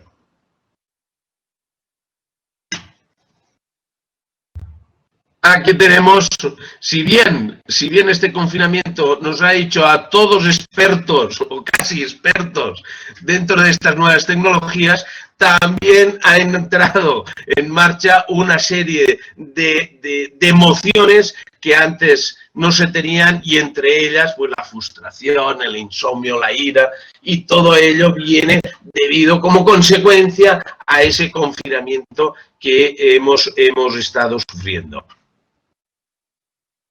Otra formulación, también buscando el mismo sistema, es mejorar, al final, mejorar la buena fluidez del chi, de la sangre, la buena fluidez energética en el organismo, para conseguir esa buena fisiología entre todos los órganos.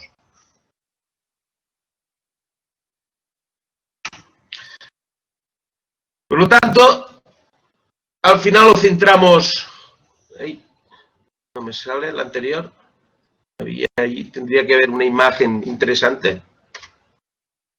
Bueno, pues no sale.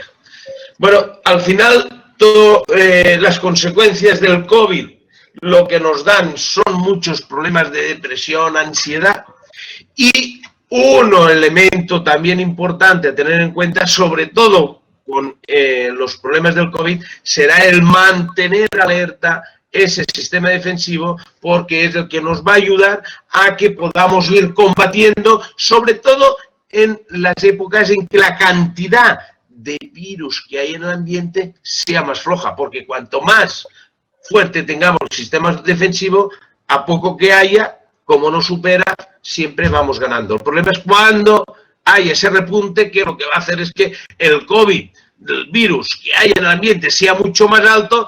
Tendremos que ir potenciando aún más todas esas medidas de restricción en cuanto a protección y distanciamiento.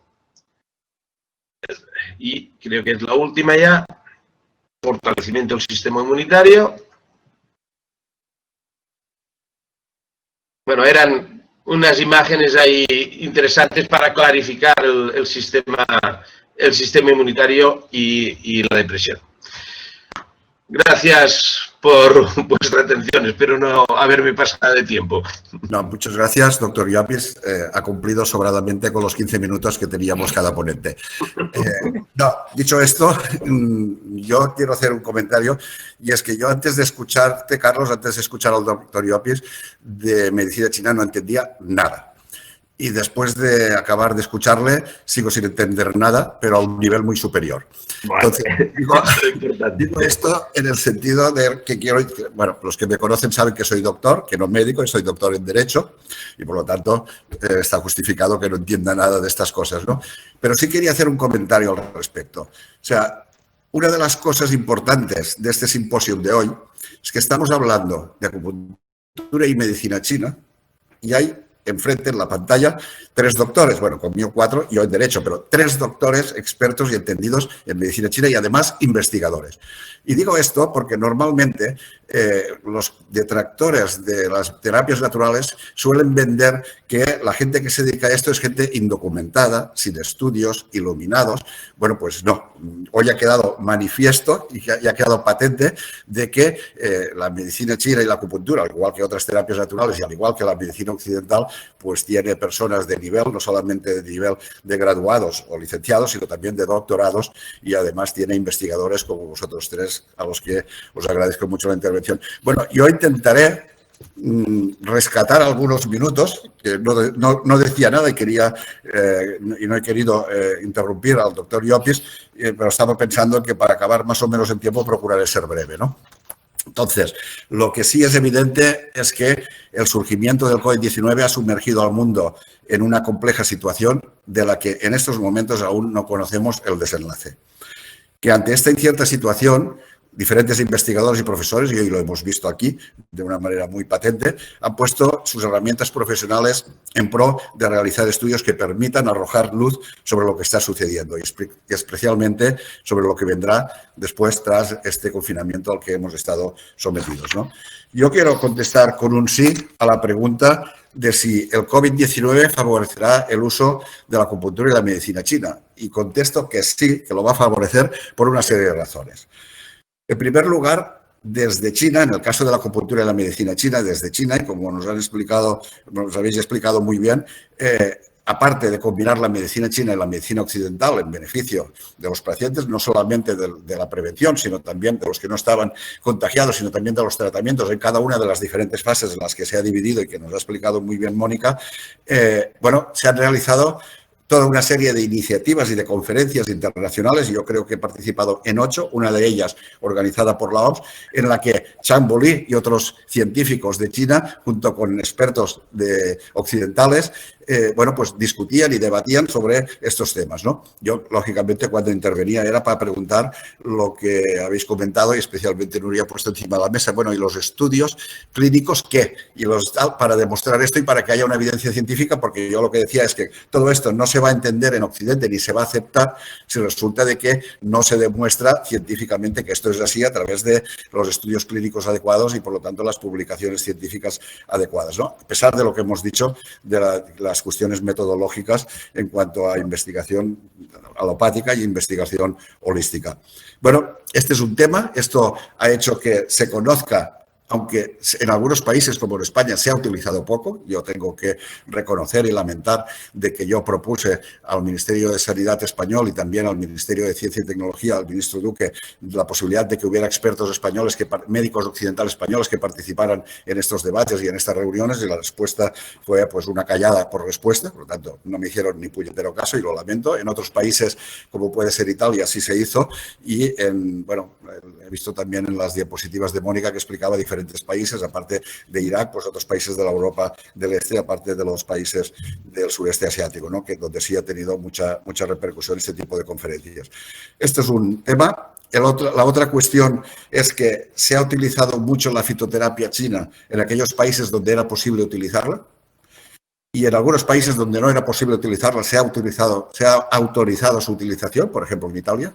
En Italia tiene el mismo problema que en España, y es que la falta de registro de este tipo de productos, pero el gobierno italiano sí autorizó la entrada de fitoterapia china, en concreto en 2 hospitales, para poder hacer las pruebas, y por lo tanto probablemente de ahí vengan proyectos de investigación posteriores muy necesarios en este sentido. Pero los países donde sí es posible utilizarla, como Estados Unidos, algunos incluso han hecho una reglamentación especial, como pueda ser Brasil, en todos los del sureste asiático y en algunos países de la Europa del Este, en Polonia también permitieron la entrada de fitoterapia china en plan experimental para ver estos tratamientos combinados que explicaban los expertos chinos, si era correcto, si era posible o no, y en caso de que lo fuera, que pudiera ayudar a su población. Por lo tanto, un paso más se ha dado en el sentido de, para mí muy débil, pero en el sentido de los puentes de los que nos hablaba la doctora Nuria Lorite. Sí se han dado unos puentes que antes no se daban, y ella ha dicho algo muy importante, y es que por primera vez se ha permitido a la medicina china hablar de tú a tú con la medicina occidental en un proyecto colaborativo. Esto no sucedía normalmente, y vamos a confiar que estos puentes se mantengan y se amplíen, ¿no? En este sentido. Por otro lado, ya se ha nombrado aquí la estrategia de la OMS 2014-2023. O sea, no es algo que venga de ahora del coronavirus, es algo que ya venía, y la prueba es que anteriormente, en el año 2005 ya había una estrategia de la OMS para las medicinas tradicionales, pero ahora hay una estrategia que marca incluso políticas de salud, que es la estrategia 2014-2023 de la OMS, que recomienda a los países miembros, que son 194, entre ellos España, que la regulen, que la apliquen, que la regulen por una cuestión, porque es que cuando se habla de que hay gente que practica esto y que son unos temerarios y que pueden perjudicar a la población, la mejor manera de asegurar la calidad, la seguridad y la eficacia y la eficiencia es regulándolo. porque cuando no lo regulas, haces que los buenos profesionales, como vosotros tres, lo estáis ejerciendo, pero también que pueda haber alguien que se cuele, que no tenga ni puñetera idea y que esté tratando pacientes, porque no hay ningún tipo de regulación. Entonces, menos atacar, más tender puentes y, sobre todo, planteamientos regulatorios como ya están sucediendo en la mayoría de países occidentales, que hay más o menos procesos en marcha de regulación, y algunos vecinos como Portugal que ya lo han regulado, y la acupuntura y la medicina china está regulada, con lo cual sí gozan ellos de una seguridad, de una eficacia y de una eficiencia que nosotros no tenemos en este sentido en nuestro país, ¿no? Bien, aparte de la estrategia de la OMS 2014-2023, también quiero hablar de algo que se aprobó en mayo, no de este año, en mayo del año anterior, que es el ICD-11, el International Classification of Disease, que, a diferencia del 10 y de los anteriores, incluye dentro de la clasificación internacional de enfermedades a la medicina tradicional china. Esto es importantísimo, porque en base al ICD-11 es en base a lo que se toman las decisiones de política sanitaria. Y es en base a lo que también hacen sus presupuestos no las farmacéuticas, sino las aseguradoras. En España tenemos un sistema público, pero en otros países son las aseguradoras las que lo cubren a través de las mutuas o directamente a través de sus pólizas. Bueno, pues estas decisiones económicas se toman en base a esto, por lo tanto tienen una importancia muy, muy elevada, ¿no? Entonces, bueno, no podemos decir que esto es consecuencia del COVID porque se aprobó hace un año.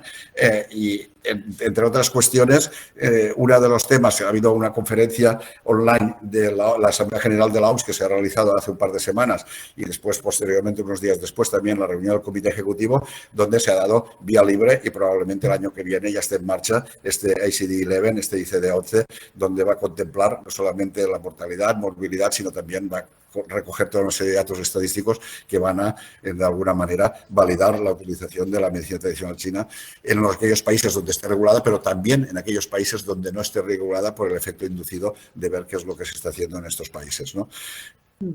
Hablar también de las estadísticas de utilización de las terapias naturales en España, y en concreto la medicina tradicional china.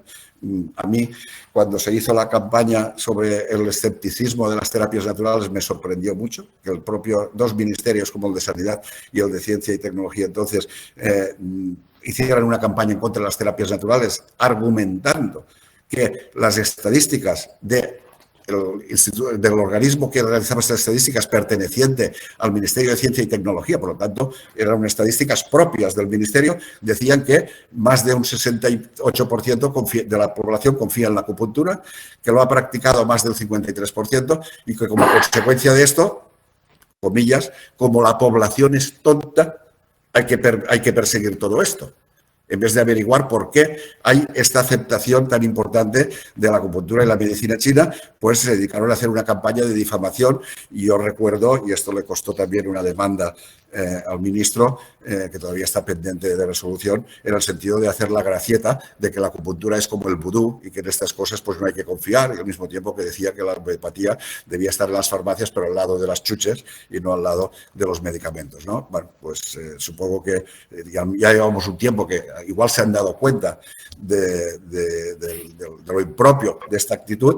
Tengo que decir en este sentido que es una incoherencia, porque España votó a favor también del ICD-11, y España votó a favor también de la estrategia de la OMS sobre las medicinas tradicionales complementarias e integrativas. Entonces, que por un lado voten a favor en un organismo internacional como la OMS, y que por otro lado en una campaña de desprestigio, pues no casa como mucho, ¿no? Luego, a ver, yo digo que sí también, que el COVID-19 favorecerá el uso de la acupuntura y la medicina china, porque yo pienso que en esto, que no viene de ahora, sino que viene de anterior, va a pasar como con la digitalización. En España hay una agencia que se dedica a esto oficial, ministerial, que se dedica a este tema digital, la agenda digital, que llevaba aplazándose toda una serie de años, y que todavía estamos, si os acordáis, la época del fax, ¿no? O sea, el fax era algo que tú escribías en el ordenador, lo imprimías posteriormente, después de imprimirlo lo colocabas en una maquinita que lo llevaba a otro sitio, a otra maquinita que lo vomitaba, y que si después querías hacer modificaciones tenías que volver a picarlo en tu ordenador para poder hacer modificaciones. Bueno, pues con la agenda, y no hace tantos años de esto, bueno, pues con la agenda digital pasa lo mismo, se iba aplazando, y hoy nos encontramos con el absurdo de que una factura, por poner un ejemplo, o cualquier otro documento, resulta que no está digitalizado, con lo cual lo tienes que escanear para que un OCR que se llama lo intente captar, y quede digitalizado para a partir de ahí poder incorporarlo a las bases de datos, cuando esto es absurdo. En otros países más avanzados, como pueda ser Portugal, no me refiero ni a Estados Unidos ni a China, resulta que ya tienen todos los documentos digitalizados con unos estándares de cómo hay que hacerlo y por lo tanto no hace falta escanear para después introducir en las bases de datos. Bueno, pues yo pienso que el teletrabajo, consecuencia de haber estado confinados y no haber podido trabajar, va a agilizar, se han dado cuenta que somos un país atrasado en este sentido, va a agilizar la agenda digital y por lo tanto va a beneficiar en este sentido. Pues igual que en materia de digitalización, yo pienso que el COVID-19 también favorecerá el uso de la acupuntura y la medicina china y se tenderán estos puentes porque de alguna manera nos vamos a dar cuenta de que hay algo, como decía Mónica, útil, barato y accesible, que combinándolo con la medicina occidental me hubiera servido para minimizar mucho el problema y evitarlo en muchos de los supuestos, ¿no? Luego, hay otra cuestión que es el de los hábitos, que también lo habéis nombrado, los hábitos de consumo. Bueno, pues yo pienso que se va a consumir mucho vida saludable. En consecuencia de esto, o sea, nos habíamos preocupado poco, me incluyo yo, que estoy haciendo 10 kilómetros al día y esto era impensable antes. Y cuando Carlos hablaba, el doctor Llopis hablaba del sistema defensivo, ya lo he entendido al final con los dibujos que nos has puesto, te estaba refiriendo al sistema inmunológico desde la perspectiva de medicina occidental, ¿no? Bueno, pues nos empieza a preocupar la comida saludable, los hábitos saludables, nos empieza a preocupar nuestro sistema inmunológico, que antes pues sabíamos que era algo que una cuestión de los médicos y científicos, pero que no iba con nosotros, pues ahora yo pienso que sí, que esto también va a beneficiar en la utilización de las terapias naturales y dentro de ellas de la acupuntura y la medicina china. También, y espero y confío y deseo que se entienda que desde la perspectiva de la investigación, el hecho de que no haya... Primero, que hay modelos diferentes de llegar a evidencia científica. Esto es lo primero que hay que entender. Que, como decía Nuria, ser un poco más humildes. No ser tan prepotentes y pensar que el otro no tiene ni puñetera idea y si encima es China y bajito todavía menos, sino pensar que vamos a escucharle, vamos a poner todos en común, vamos a discutir lo que haga falta, pero no vamos a despreciar nada, porque si llevan miles de años funcionándoles y hoy les ha funcionado con el COVID-19, algo tiene que haber ahí, aunque no lo entienda, como yo no he entendido las explicaciones del doctor Llopis. Pero bueno, algo tiene que ver ahí y si es doctor en la materia, pues por algo será y no creo que se lo hayan regalado como algunos políticos que sí, que no acreditan haber realizado su tesis doctoral, ¿no?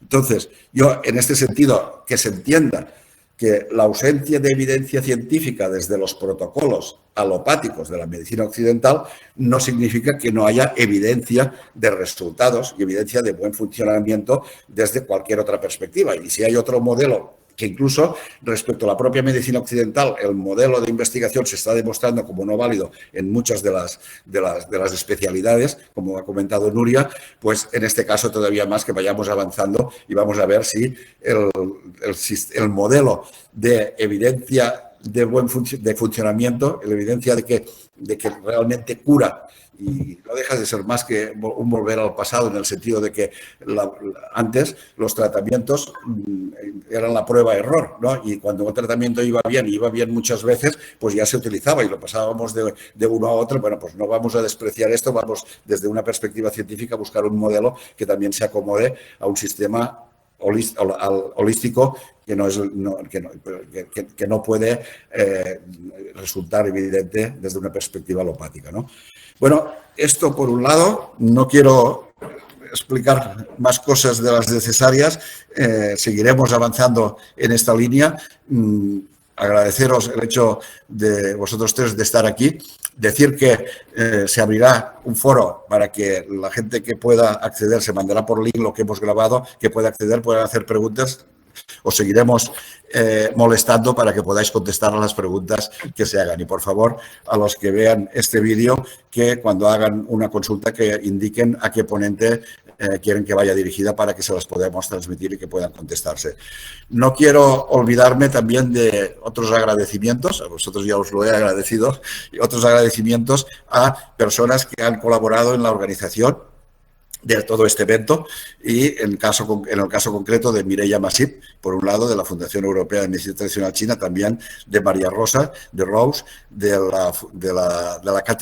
secretaria de Cátedra China, también a Cisco, que a pesar de que está disgustado porque se nos ha caído el sistema, pues yo pienso que vamos a quedar muy bien con el vídeo que hemos estado grabando, y también a CUA y a todo el equipo de Community Management, que para que sepáis son los que han expuesto en las redes sociales, os han mandado el email diciendo de que, bueno, transmitiendo mi mensaje, y lo reitero ahora, de pedir disculpas por el hecho de haberse nos caído el sistema y tener que facilitarlos a través de una grabación realizada posterior y no haber podido asistir en directo. Muchísimas gracias a todos. Pienso que esto es el principio de una serie de eventos que de alguna manera tienen que materializarse en estos puentes de los que hablaba Nuria, con estos datos que nos habéis explicado Mónica y Carlos. Carlos, de los tuyos no he entendido nada, pero estoy seguro que dicen la verdad y por lo tanto vamos a seguir adelante colaborando en la medida de lo que podamos y que nos dejen trabajar.